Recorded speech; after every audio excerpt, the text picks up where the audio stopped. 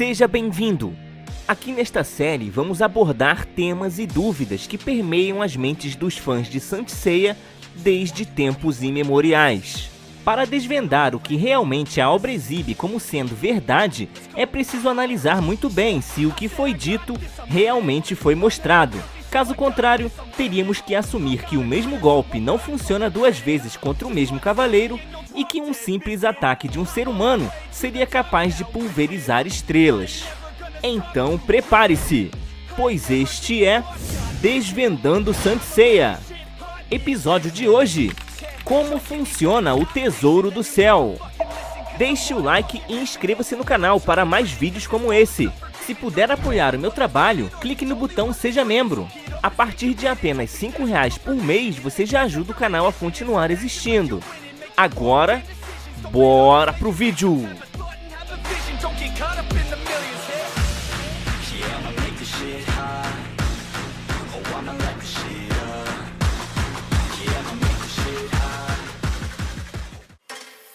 Shaka de Virgem foi apresentado como o homem mais próximo de Deus.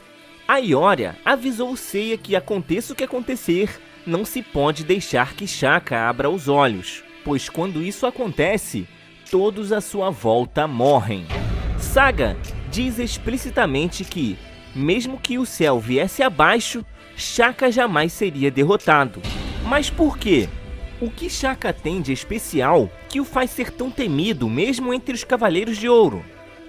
A resposta é muito simples. Shaka desenvolveu uma técnica que simplesmente excede os poderes de um Cavaleiro de Ouro normal.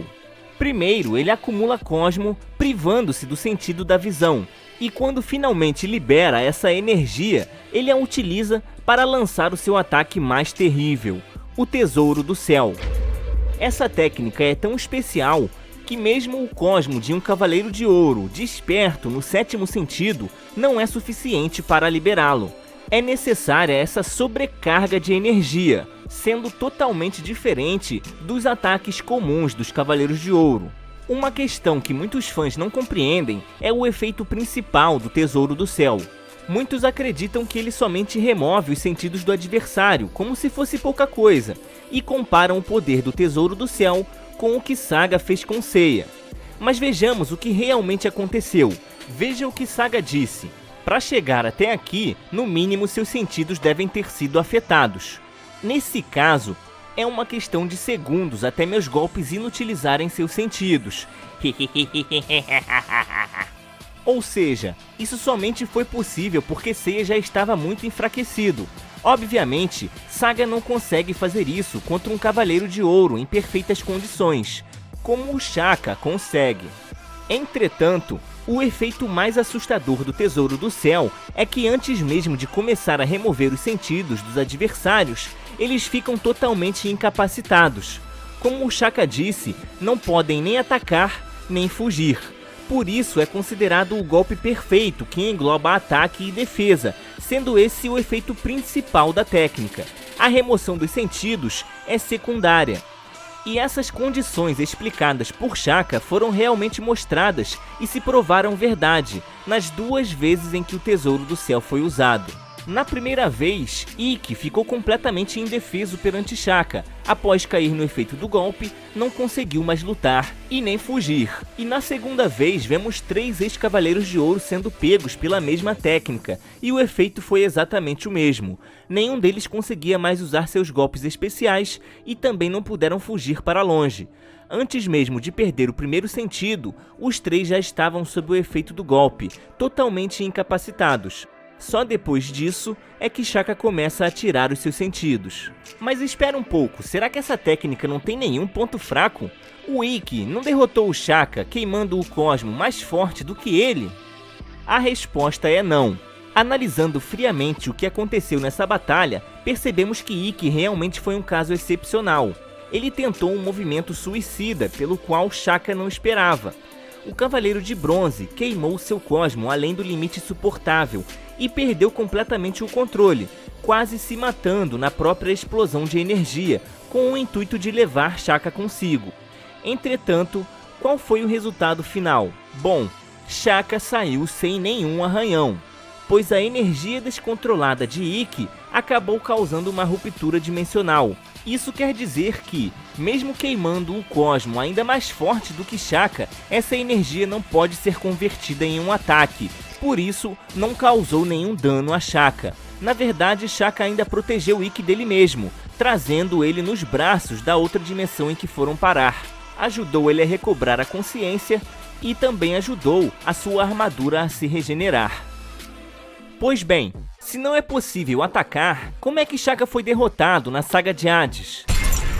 A obra nos mostrou que existe uma única exceção, e ela se chama Exclamação de Atena. Tal explicação veio diretamente de Shaka, provando mais uma vez que Shaka possuía um plano de morrer nessa batalha, por isso deu a dica para os renegados. Ora, se Shaka não falasse nada e continuasse surrando os renegados, ele mataria os três. O golpe proibido, que soma a energia de 3 Cavaleiros de Ouro, foi a única forma de quebrar o efeito do Tesouro do Céu e assim derrotar Shaka. Prova disso é que os renegados foram obrigados a usar essa terrível técnica, pois estavam totalmente sem alternativas. Para eles, qualquer coisa seria preferível a usar esse golpe, mas infelizmente eles não tinham outra opção. Nenhum deles conseguia mais lançar seus golpes individuais, como a Explosão Galáctica, Excalibur ou Execução Aurora. Em outras palavras, o Tesouro do Céu coloca Shaka em uma posição de muita vantagem sobre qualquer outro Cavaleiro de Ouro. Caso alguém tente fazer algo suicida como Ikki tentou, com certeza Shaka já estaria preparado para evitar qualquer transtorno, pois aprendeu com a batalha contra Ikki. Muitos fãs simplesmente tentam inventar argumentos para explicar a inferioridade dos 3 renegados que estavam indefesos contra Shaka sozinho, dizendo que eles não tinham a bênção de um deus, não estavam com 100% do seu poder, etc.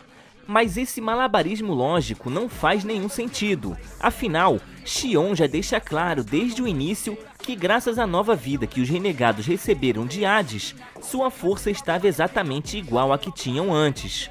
Doku confirmou isso pessoalmente, declarando que sim, era verdade que Xion possuía toda a força que tinha na sua juventude. Ou seja, todos os renegados estavam com seus poderes totais em 100%. Em questão de habilidade de luta ou poder bruto de ataque, Shaka não é tão superior aos Cavaleiros de Ouro. Ele mesmo disse, é difícil enfrentar 3 Cavaleiros de Ouro ao mesmo tempo, mas não disse que é impossível. Não é impossível para ele, desde que ele tenha o trunfo do Tesouro do Céu. A sua técnica é incrível e única, simplesmente incapacita seus adversários completamente e os deixa muito vulneráveis. Após ficarem incapacitados, fica fácil para Shaka extrair os sentidos de seus oponentes. E o mais absurdo, não importa a quantidade de adversários. Não importa se são 3 Cavaleiros de Ouro, 4, 5 ou 10. Quem estiver no raio de ação dessa técnica será pego. E isso não é uma opinião minha, é o que foi mostrado, e não apenas dito. Todo o drama dos renegados engloba o fato de que os 3 não tinham como sair do efeito do Tesouro do Céu, por isso foram obrigados a usar uma técnica proibida. Ora, ser obrigado a fazer algo implica que você não tem outra opção. Por isso eles choraram lágrimas de sangue, engoliram seu orgulho e fizeram tudo o que podiam para matar Shaka, e esse foi o seu grande sacrifício por Atena.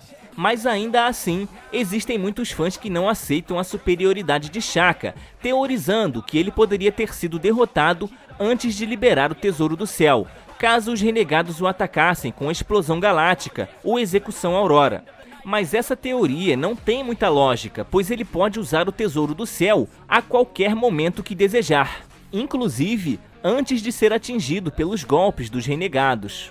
Obviamente, Shaka não ficaria parado esperando ser acertado, a menos que o inimigo o mate instantaneamente, atacando primeiro, de surpresa ou pelas costas. Shaka mais cedo ou mais tarde vai acabar liberando o Tesouro do Céu, em um momento ou outro. Nenhum dos 3 renegados teria capacidade de matar Shaka instantaneamente, sem que ele se defenda. Para provar isso, vamos analisar os 3 golpes de cada renegado, para ver se Shaka realmente seria destruído com apenas um golpe, antes que ele pudesse liberar o Tesouro do Céu. A Excalibur não mataria Shaka de primeira, pois vimos que é possível desviar e até mesmo parar o seu movimento. Shiryu recebeu 2 vezes a Excalibur no peito, sem armadura, e ainda continuou lutando. Será que Shaka morreria instantaneamente? É óbvio que não. A execução Aurora de Camus não foi capaz de matar Yoga, um cavaleiro de bronze com uma proteção e defesa muito inferiores à de Shaka, pois a única proteção de Yoga era sua armadura de bronze. Obviamente, Shaka sobreviveria, ainda mais com a proteção da armadura de ouro e com a ajuda de sua barreira de defesa, que aumenta muito seu poder defensivo, o suficiente para garantir a sua sobrevivência. Seguindo o mesmo raciocínio, a explosão galáctica nunca mataria Shaka em um ataque só, pois a sua defesa, pelos fatores já mencionados, é muito forte. Lembremos que a explosão galáctica não matou Ikki com a sua armadura de bronze, e olha que Ikki levou 2 explosões galácticas. Então, com a probabilidade de que uma explosão galáctica derrote Shaka instantaneamente, por cima da sua barreira e vestindo uma armadura de ouro. Ou seja, mesmo que Shaka tivesse sido ferido por esses ataques, ele ainda iria liberar o Tesouro do Céu, e o resultado final seria exatamente o mesmo. Um detalhe interessante é que somente depois que Shaka morreu e acabou o efeito incapacitante do Tesouro do Céu, é que eles puderam atacar novamente. Note que, embora o efeito incapacitante tenha sido quebrado com a morte de Shaka, a perda dos sentidos dos renegados foi permanente. Esse foi o episódio de hoje do nosso quadro Desvendando Saint Seiya.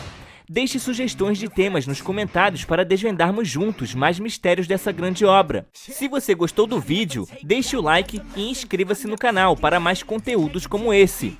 Aqui vai um obrigado especial para os membros do canal e aos inscritos que acompanham o meu trabalho, curtindo e compartilhando. Esse canal só existe graças ao suporte de vocês.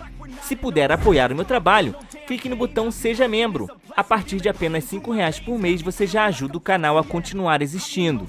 Eu vou ficando por aqui. Até o próximo vídeo.